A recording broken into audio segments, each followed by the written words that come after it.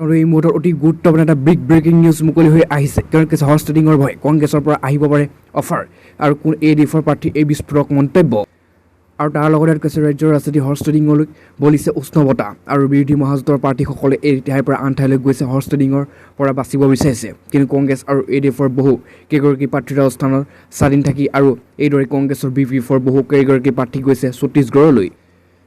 আৰু অতি গুৰুত্বপূৰ্ণ কথাটো হৈছে যে বিৰোধী বিলাসী হোটেলৰ ৰাজনীতি চলি থকাৰ সময়তে নিউজ 18 সন্মুখত বহুকেইটা গুৰুত্বপূৰ্ণ মন্তব্য কৰিছে 41 নং ভৱানীপুৰ সমষ্টি ADFৰ প্ৰাৰ্থী ফণীধৰ তালুকদাৰে আৰু কিয়নো মোলৈ কংগ্ৰেছৰ দলৰ অফাৰ আহিব পাৰে কিন্তু মই বিজেপিৰ পৰা নাহে বিজেপি মই বেয়া পাওঁ আৰু এই মন্তব্য ফণীধৰ তালুকদাৰৰ ইফালে অসম আন্দোলনৰ শ্বহীদ খগেশ্বৰ তালুকদাৰলৈ অসম গণ পৰিষদৰ আৰু বিজেপিৰ কুটিল ৰাজনীতি কৰাৰ অভিযোগ তুলিছে কিন্তু ADFলৈ অসমৰ বিধানসভা নিৰ্বাচনৰ অৱতীৰ্ণ হোৱাৰ ফণীধৰ তালুকদাৰে এইদৰে ঘোষণা কৰিছে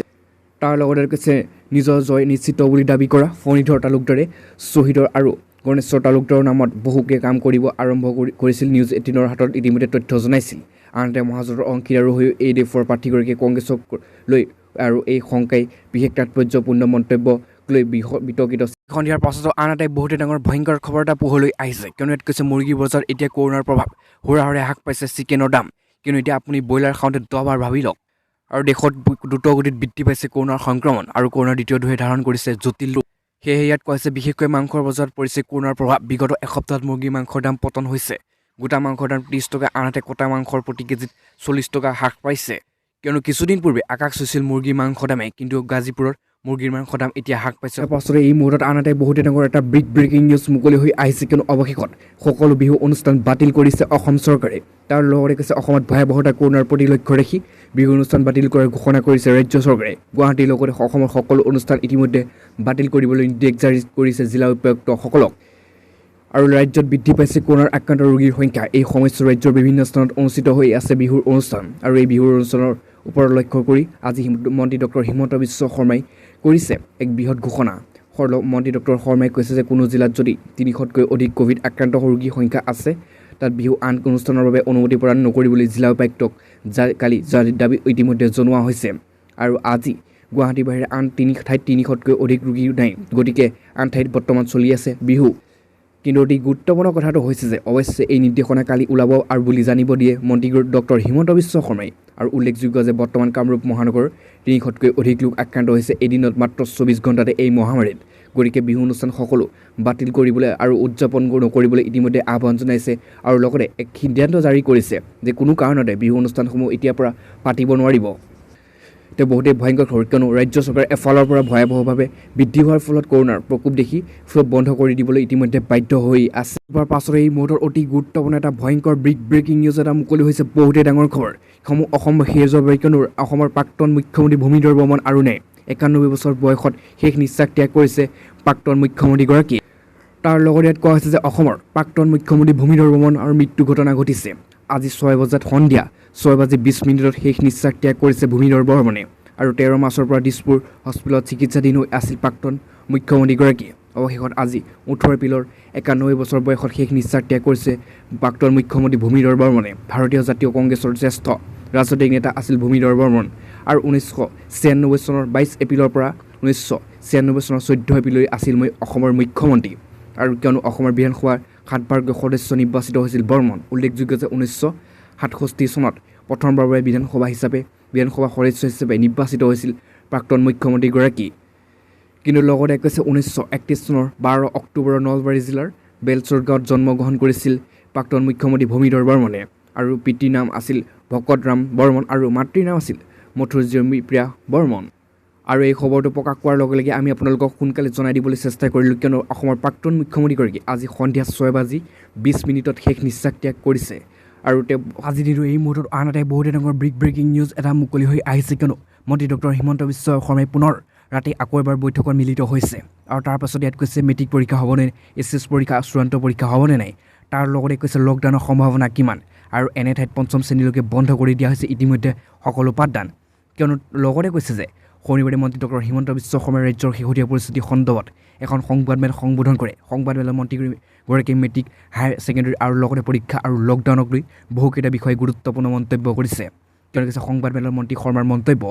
1 নম্বৰে কৈছে দুটা প্ৰত্যাহ্বান আছিল বিধানসভা নিৰ্বাচন আৰু ৰঙালী বিহু দুইটাৰে সুকলমে পাৰ কৰিব পাৰিছোঁ কোভিডৰ পৰিস্থিতি বেয়া হৈ আছে বৰ্তমান 4069 জন সক্ৰিয় ৰোগী আছে অসমত তাৰ লগতে কৈছে 10 এপ্ৰিলৰ পৰা 16 এপ্ৰিললৈকে পজিটিভ কেছ 484 গৰাকী যোৱা সপ্তাহত 50,000 টেষ্ট কৰি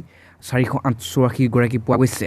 কিন্তু 2 নম্বৰ ইয়াত কৈছে যি জিলাত 100তকৈ অধিক পজিটিভ কেছ আছে তাত পঞ্চম শ্ৰেণীলৈকে সকলো স্কুল বন্ধ থাকিবলৈ ইতিমধ্যে ঘোষণা জাৰি কৰিছে কিন্তু জিলা উপায়ুক্ত নিৰ্দেশ প্ৰাথমিক বিদ্যালয়সমূহ বন্ধ থাকিব কামৰূপ মেট্ৰ কামৰূপ ডিব্ৰুগড় নগাঁও শোণিতপুৰ কাছাৰত 100তকৈ অধিক এফেক্ট কেছ আছে কাইলৈৰ পৰা বন্ধ থাকিব সকলো বিদ্যালয় আৰু অক্সিজেনৰ নাটনিৰ ক্ষেত্ৰত চৰ্চা হৈ আছে অসমত অক্সিজেন ধৰি ৰখাৰ বাবে 240 মেট্ৰিক টন ব্যৱস্থা আছে প্ৰতিদিনে 40 মেট্ৰিক টন প্ৰয়োজন হয় কিন্তু বৰ্তমান আমাৰ 288 মেট্ৰিক টন মজুত আছে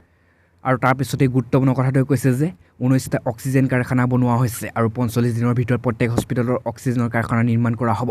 প্ৰত্যেক দিনত 10,000 কৰোনা পজিটিভ ৰোগী চিনাক্ত হ'লে অক্সিজেনৰ অসুবিধা নহয় কিন্তু অসমত বৰ্তমান 12,861 ৰেডিমেচি বেজি আছে আৰু এপ্ৰিলৰ মাহত নাটনি নহয় আজি 5,000 পাম আৰু তাৰ লগতে 26 এপ্ৰিল তাৰিখে আৰু 5,000 পাম আৰু পেথিক ড'জৰ পৰা বজাৰ আৰু মূল্য 4,000 মূল্য কিন্তু চৰকাৰী মূল্য হৈছে 1652 টকা পোৱা যাব কিন্তু তাৰ লগতে অধিক ভাল কথাটো হৈছে যে যদি BPL কাৰ্ড টকাসকলে বিনামূলীয়াকৈ লাভ কৰিব এই ভেকচিন আৰু এই পৰ্যন্ত 15 লাখতকৈ অধিক লোক ভেকচিন দিয়া হৈছে ইতিমধ্যে তাৰে 6 পৰা 7 লাখ হাজাৰ ভেকচিন আছে ৰাজ্যত আৰু 5 নম্বৰ ইয়াত কৈছে যে দেওবাৰৰ পৰা আৰু ছেকেণ্ড ড'জ ল'ব পাৰিব আৰু প্ৰথম ড'জ ল'ব পাৰিব জিলা উপায়ুক্ত সকলো বিদ্যালয় মহাবিদ্যালয় কেম্প পাতি ভেকচিন দিয়াৰ ব্যৱস্থা গ্ৰহণ কৰিবলৈ নিৰ্দেশ দিয়া হৈছে কিন্তু ইয়াত 6 নম্বৰে কৈছে যিসকল শিক্ষকৰ বয়স 45 বছৰৰ ওপৰত তেওঁলোকক ভেকচিন প্ৰদান কৰাৰ ক্ষেত্ৰত অগ্ৰাধিকাৰ দিয়া হ'ব 7 নম্বৰে কৈছে লকডাউনৰ কোনো কথা কোৱা নাই বৰ্তমান কিন্তু নতুন চৰকাৰ নোহোৱা পৰ্যন্ত ছেবাইমতিক পৰীক্ষা অনুষ্ঠিত নকৰাৰ সন্দৰ্ভত অভিভাৱকৰ সৈতে আলোচনা কৰিব আৰু নতুন চৰকাৰৰ প্ৰতিবেদন দিব আৰু সেইলৈ পৰৱৰ্তী চিন্তা কৰা হ'ব উচ্চতৰ মাধ্যমিকৰ চূড়ান্ত পৰীক্ষা অনুষ্ঠিত কৰাৰ ক্ষেত্ৰত একেই নিয়মে প্ৰযোজ্য হ'ব